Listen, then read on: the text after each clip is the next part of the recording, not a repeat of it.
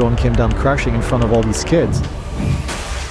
It's also a flying projectile that is going at several hundred RPM flying around your face.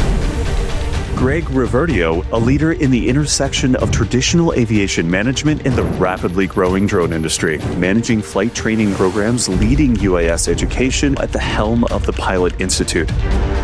I think the Part 107 certificate is the certificate to be dangerous out there.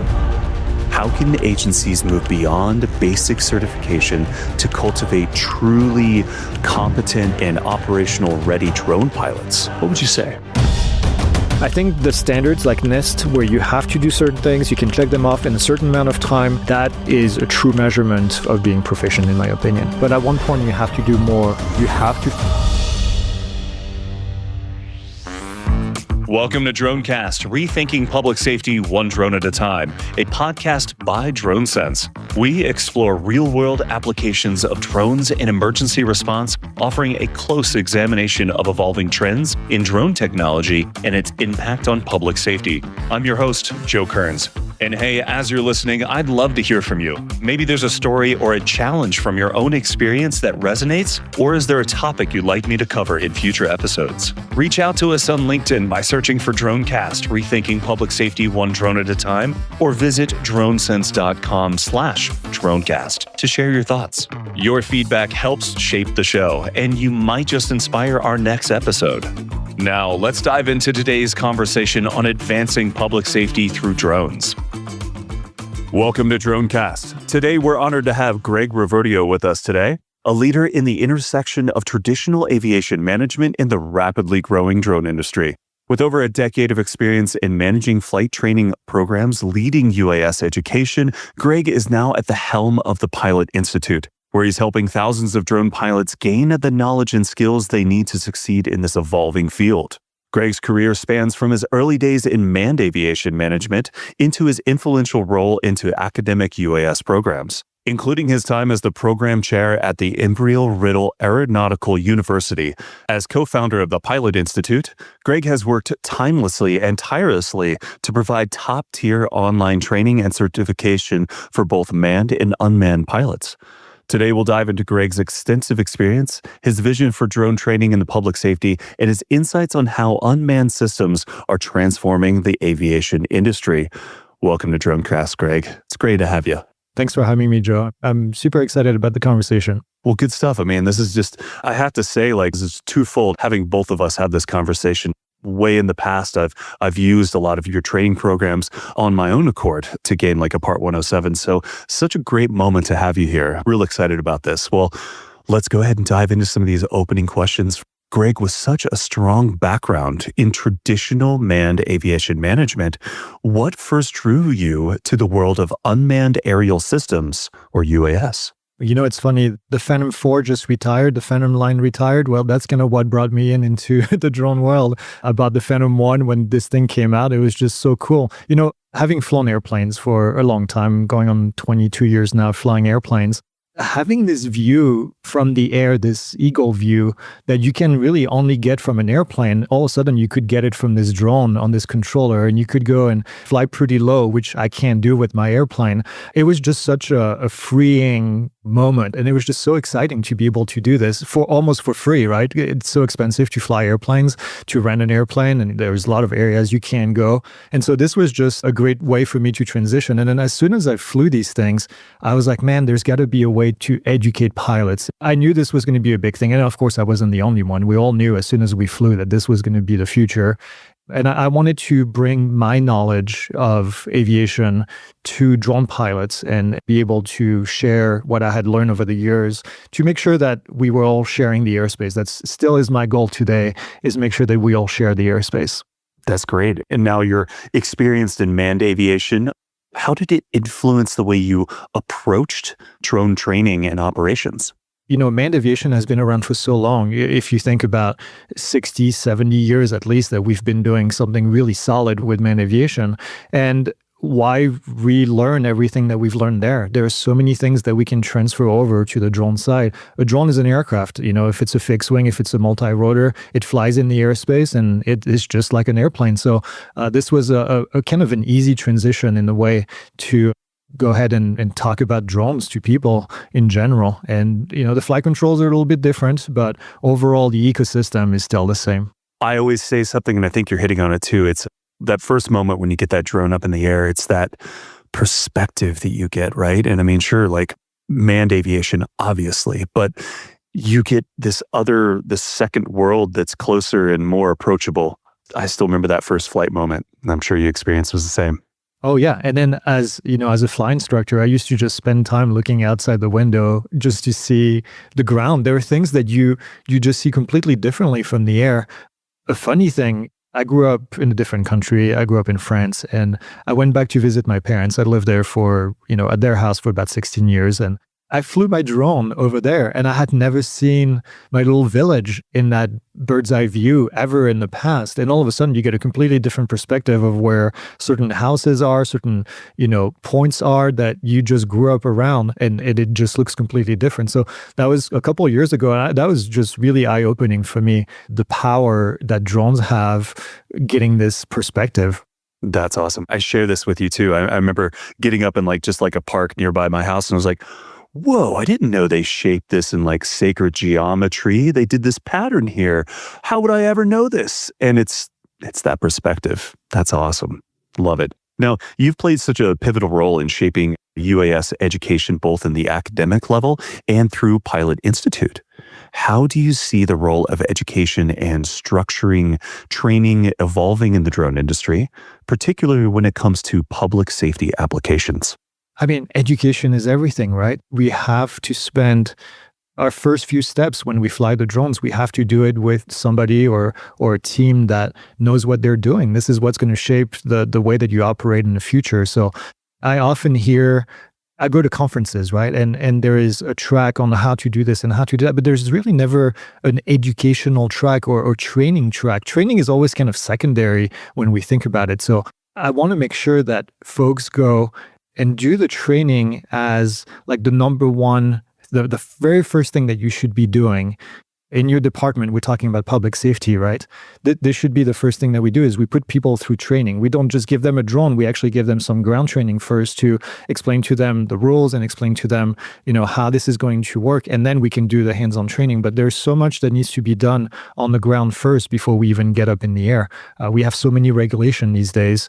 And especially on the public safety side, regulations are even different. And I know we're going to talk about the COA, which is now renamed, but all these things, you get a COA, you have to read all the details of that COA, right? So you have to train your employees on how to follow that COA very strictly to make sure that they don't go and do something that's going to put your department in jeopardy. There's so much liability on the public safety side of things, right? You guys are in the public eye, and so much visibility. Every time you're going to do something stupid or something that is out of the norm, it's going to be extremely visible. So training should always be number one. Now, how training has evolved, this has been actually a great thing. We've seen departments get started when I look 5, 6, 7 years ago, where there was not a whole lot of training. Everybody was kind of trying to figure it out. And then now we have states like Texas, where I see people getting together and exchanging information and having standards created and wanting to, exactly. This is very exciting. It's so exciting. It's that community element, right? This Yes. is something that is it's woven across all of these episodes of DroneCast is community, and the community that needs to happen to be able to share this information or be able to pass on what new technology, how it works, it is all about the community. I love hearing that. It's all about the community. And we see people sharing and not keeping the information to themselves, which could be a trend, right? You could see people, hey, we've spent all this work getting this off the ground and we're not going to share it. We're going to let you figure it out on your own. But no, it's actually almost the opposite, where people want to share and they want to help other departments, small departments. We see people coming in. I just went to the conference in Burnet, Texas in March, and you have people that are showing up. They're a team of 2, and they're sitting down and asking the big teams that are out there, hey, how do you do this? How do you do that? And there's so much information being exchanged. So I love to see this. This is something that has been needed for a very long time. I still think we are ways from having a national standard. I don't know that we'll ever have a national standard. I also sometimes question whether we need a national standard, or if Every state has their own way of operating, and it's going to depend on the terrain, right? Somebody in Arizona, where we are, in the mountains, is going to operate completely differently than somebody who's in Florida, for example, that has a completely different landscape to evolve around, where they have a much busier airspace maybe, and they have a lot more people, a lot more density of population than we do here in Prescott, Arizona. So, a national standard is nice, but I also like the idea of the states working together to create something that makes sense for that specific region. It's a really good point. And I see that, like having each state kind of cultivate what works and maybe take a risk doing something a little bit differently, or maybe being more concerned. It is actually, and it's like, I'm in Colorado where, yes, we got a lot of awesome stuff happening here, but maybe we're not as progressive as say Florida is, right? And it's just interesting. So yeah, good point there. And also everybody has different natural disasters, right? Florida has hurricanes and we have forest fires here. And operating in those environments is completely different. It's just a different response plan than you would have. So yeah, I think it's great. It's great to have seen it evolve over the years, and I know it's continuing to evolve. We see more associations that are also getting built up. I mean, LEDA has been around for a long time, but LEDA is leading the whole law enforcement side of public safety and getting stronger and stronger. They just had a conference in Ogden, Utah, and that was a massive success. And it's great to see this, people getting together and learning from each other. Yes, I love it. Let's dive into some big questions here, or maybe some big topics. I know there's all this certificate that you can get, the Part 107, right? For those that don't know, but there's a lot more information beyond that. So let's dive in. I would say, so the FAA has the Part 107 certificate. It's a necessary starting point, but insufficient for the demands of public safety missions. How can agencies move beyond basic certification to cultivate truly competent and operational ready drone pilots? What would you say? That's a great question. And you're right. I think the Part 107 certificate is the certificate to be dangerous out there. It gives you enough to go out and know the basic rule. I mean, let's face it, when I compare this to the manned aircraft side, which we've talked about, we have ground school on the manned aircraft side, and then you have to go to a flight school in order to do the flight training, right? So Part 107 is the ground school. It gives you the theoretical knowledge. It doesn't mean that you know how to operate the drone necessarily. So it gives you enough to get to that next step. The next step is going to be dependent on the type of operation that you do as a public safety agency. If you're somebody who is in a SWAT team, for example, the training is going to be different than if you're a firefighter.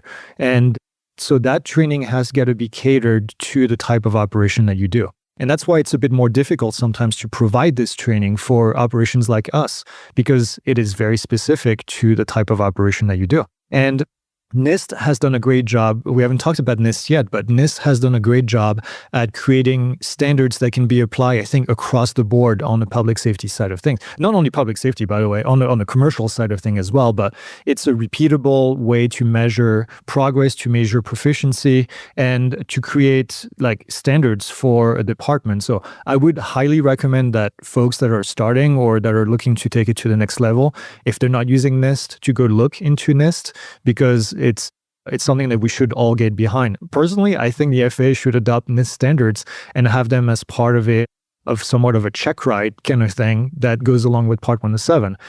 Unfortunately, I don't think it's going to happen. I don't think the FAA has the appetite for doing anything like this, but we don't need the FAA, right? We don't need the FAA to do this. We have agencies, we have leadership on a lot of different large departments in the country that can take on the lead to make this happen. And so we shouldn't let the FAA just drive everything. I don't think it's 100% necessary. So NIST is definitely one thing.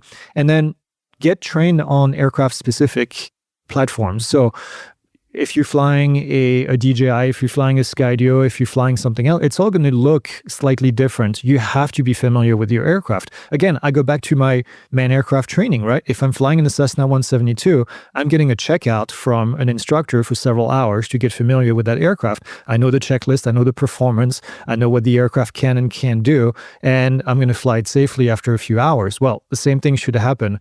You're trained to fly a multi-rotor platform or even a fixed-wing platform, then get platform-specific training to make sure that you're proficient with that platform. Proficiency is another big thing. If you're doing a flight training program right now, Make sure that you have proficiency checks throughout the training. The initial training is one thing. After a couple of months, if you're not flying, even if you're flying, you should get proficiency training. Every 2 years, I have to go with a flight instructor and I have to get my certificate current again to make sure that I know my stuff.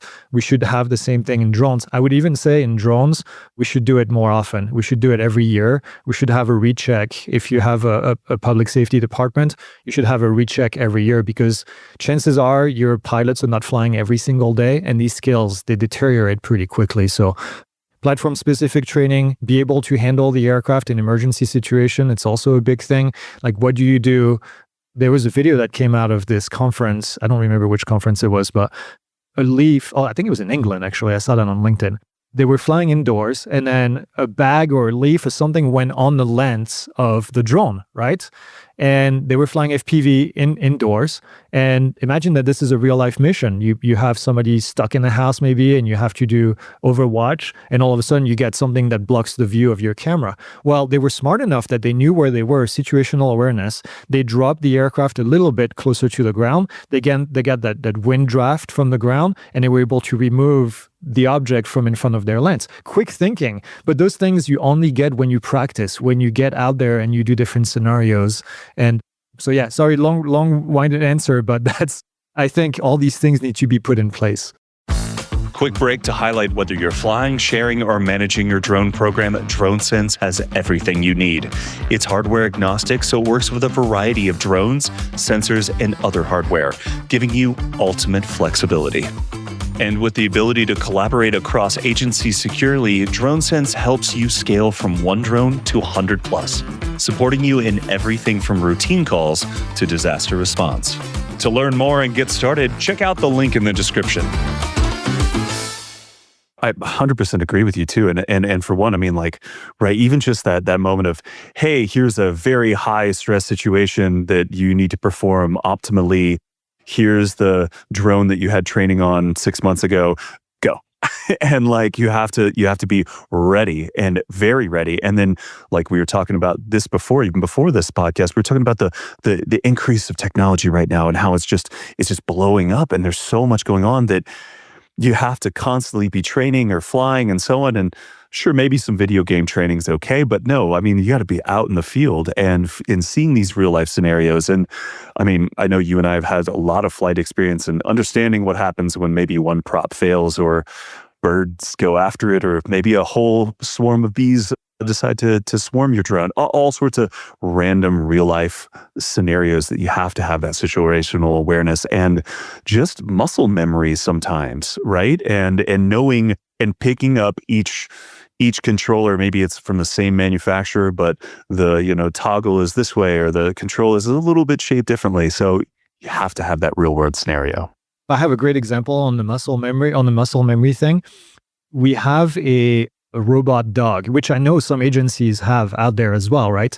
And it's a Unitree, and we use it for way different purposes. We use it for marketing purposes when we go to trade shows. You attach like a giant assault rifle on top, right? Or a flamethrower? No. Yeah, and then force people to come to the booth. That's right. No, but we use it to hand out brochures, actually. So we put a brochure holder on top of it, and we go walk around. So we do this air shows when we go, sell our airplane courses. But I love using this thing because it's a great interaction with people, and we can actually hide in our tent and then just go and move around people. But my point is, this thing is, the flight controls are reversed compared to a drone, and there's no way for us to change it. So in order to go forward, instead of going forward on the right stick in a drone, you would go forward with the left stick on the dog. And I did this for about a week when we go to Sun and Fun, when we go to Oshkosh. These are week-long events, and I use the drone quite a bit because it gets people to come talk to me, and it is just a fun thing to do. I came back, and then I pulled one of the drones, and I went flying, and I was like, holy crap, I'm in dog mode right now, and I have to reprogram my brain because now I'm switching between these two platforms. But it was so obvious because I did it for a whole week. I didn't fly a drone for a whole week. Now I'm going back to a drone, and then now my brain needs to be switched off. So if you're a police officer and you're, using the dog to go onto a scene, and then now you switch to a drone, if you don't have the ability to switch these flight controls, your brain is going to have to do it. So that's very important right there, that you have the proper training to be able to switch back and forth between those two. That's such a good point. And even like, I know this is tangenting a little bit off on here, and I apologize, audience. We'll be getting back to more about the 107 and such, but with quadrupeds, aerial assets, ROVs, I mean, it's all becoming one entity, and like robotics and air, land, sea, like, right? Like, what are your thoughts here? Yeah.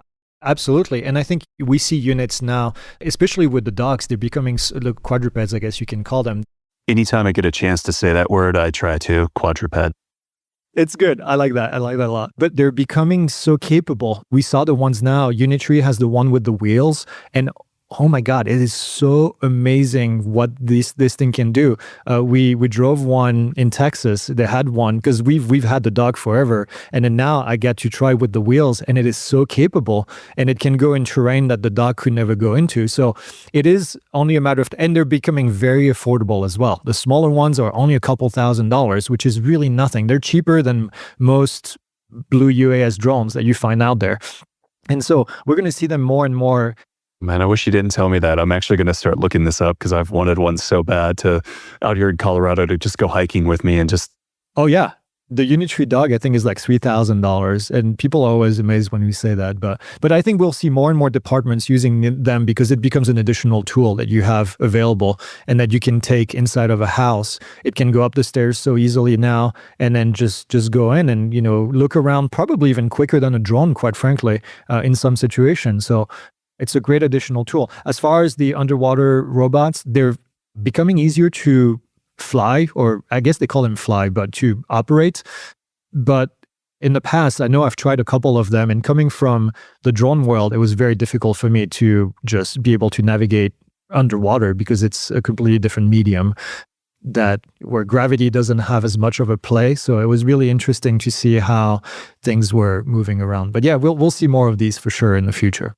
Love it. Now, just to kind of bring us a little bit back, we were talking about NIST, and I have to say, like, goodness gracious, I wish the NIST course and program and standards were available when I got started, because I had to come up with my own way to train myself and be fast and quick and be able to maneuver. And I was in oil and gas in a lot of these things and try to figure out what to do here. And now, fast forward all the way to today, being able to move and be able to move that gimbal quickly, find the target in the bucket, all of this.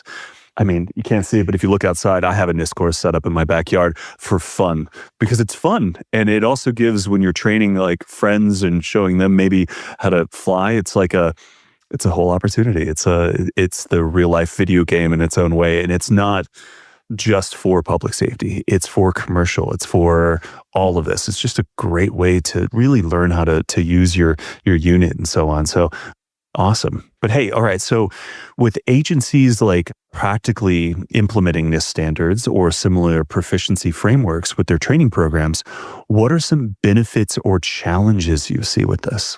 Using NIST specifically? Yeah. One of the limitations of NIST, I think, is that eventually you have to do real world scenarios. So I think NIST is a great way to get started with. It's a great way to do proficiency checks down the road to make sure that everybody's on the same standard. But at one point you have to do more. It's that first bridge, right, to the next, to like reality. Yeah, it's drone flying 101. It's the very beginning. It's kind of like, if I equate it to the airplane world, it's kind of like the simulator that we use initially. We do a simulator. It's kind of low fidelity in a sense, although NIST is not really low fidelity, but it's easier access. It gives you the basics, and then eventually you go to real life. So yeah, if you want to say low fidelity because you're looking at targets, and then when you move to a real world scenario, you move to an actual person on the ground or even a poster of a person on the ground. We've seen this in search and rescue, for example. Those 2D dummies? The 2D dummies, yeah, absolutely. And I think those are great. They're a great application. And they're pretty creepy, actually. They're really realistic when you see them from... The water one? The water one, yeah, absolutely. But, all these things, again, scenario-based training, SBT, this has been a standard word that the FAA has used for years and years and years in manned aircraft training. Scenario-based training is something that we teach flight instructors to do with their students. So you sit down at a table and you say, hey, we're going to be doing this today, and here's the context, and then let's go out and make it happen. So Airlines do it all the time. They put you in a very high fidelity simulator that costs millions of dollars, and then they give you things that you can't otherwise do somewhere else. Speaking of sims, actually, I do think there is a bit of room for simulators as well for doing things with drones that you can't otherwise do in real life. It's not as applicable, I think, as the main aircraft world, because like engine failures, for example, we could be teaching that in a simulator with drones. What do you do when you have a drone with 8 motors and you lose one of them? How is it going to behave and what is that going to look like? And then, how do you bring it down to the ground safely? Or if you lose 2 of them, how does that configuration change? As we get to more complex aircraft, there's more safety features put in place, but we have to know how these emergencies happen. Now, could principles like crude response management or CRM and aeronautical decision making ADM be officially adopted from manned aviation to single pilot like operations into public safety into UAS training? How would you say? 100%. They absolutely transfer. This is actually something we spend a lot of time in our Part 107 teaching, because this is one of my favorite areas, because a lot of these concepts apply to anything you do, and even in your day-to-day life. How do you react to an emergency? You're driving your car and something happens. How do you react to blowing up a tire? It's the exact same thing. It's all CRM. It's all crew resource management, or the FAA has called SRM, single pilot resource management. And a lot of what we do is in a crew, right? When you're flying, you're a firefighter or you're a police officer, and then you have a helicopter providing overwatch, and then a drone crew that's also providing overwatch at a different level. It's all crew resource management. You have a ton of people around that you have to deal with. You have to deal with the helicopter. You have to talk to them, tell them what you're doing. You have to do decision making, aeronautical decision making, ADM. This applies anytime you're up in the air and flying. So all of these concepts are not novel to drones. They're absolutely exactly the same. And we should definitely learn from aviation on that side. 100%. That's awesome. What does efficient recruitment training and scenario-based evaluation look like for public safety drone pilots? I think what you do for public safety departments is you take examples of things that have happened in real life, and then you turn that into scenario. You turn that into something that can be replicated for new people that come in, and then you teach them on these real world emergencies. There's nothing like real world things that you've seen before, because you say, hey, this can happen. Not only this can happen, this has happened, and here's what we did, and maybe here's what we did wrong, right? We've seen crashes that were recorded. I remember seeing a demo of a drone by a public safety agency, and it was a matrice, and they didn't lock the arm. So as soon as they took off, the arm folded, right? And then the drone came down crashing in front of all these kids. And so there's a lesson to be learned there. Obviously, you look like a dummy, but at one point you got to swallow it up. Showed everyone what not to do, okay? I'm trying to help out. Yeah, exactly. Right? No.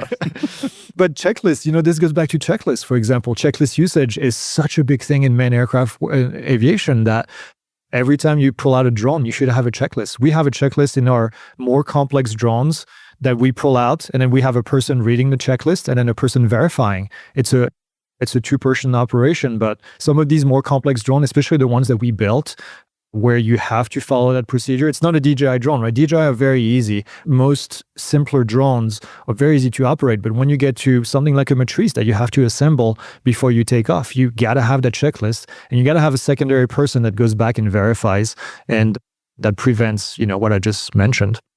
Are these the right pair of batteries, or is it one from a different side, or so on? Is the payload attached correctly? Yeah, I had to learn a lot of these things in the field myself with up in North Dakota. Yes.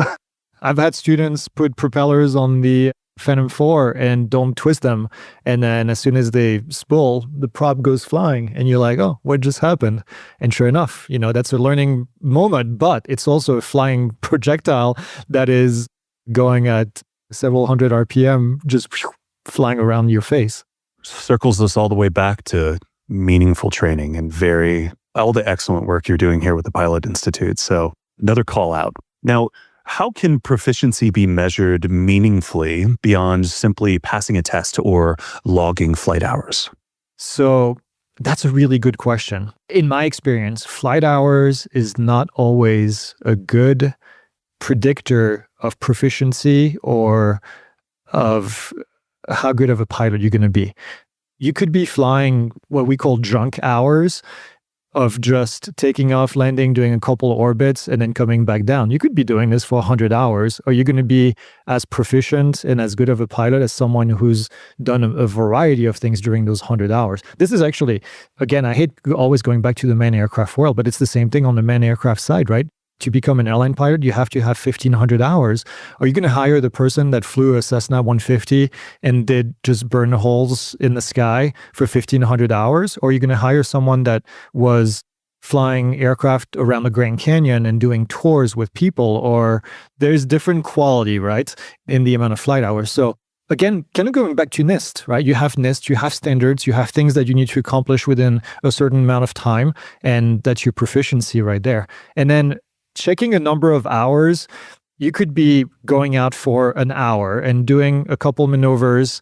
Does that mean that you're really proficient at the end of it and that you really should be flying on your own? Maybe, maybe not. That's always very difficult to say. So I think the standards like NIST, where you have to do certain things, you can check them off in a certain amount of time, that is a true measurement of being proficient, in my opinion. And it might take 5 hours for someone, it might take 1 hour for somebody else. And that's good. That's what we want to see.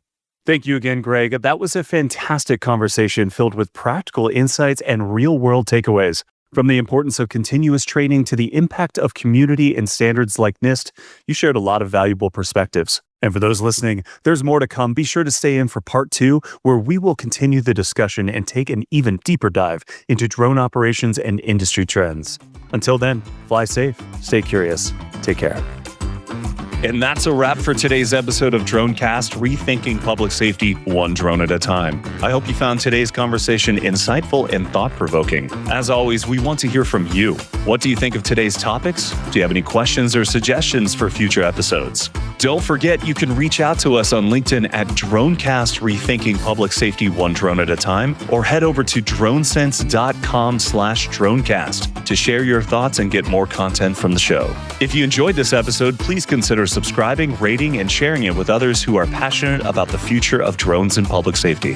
Thanks for listening, and we'll catch you next time.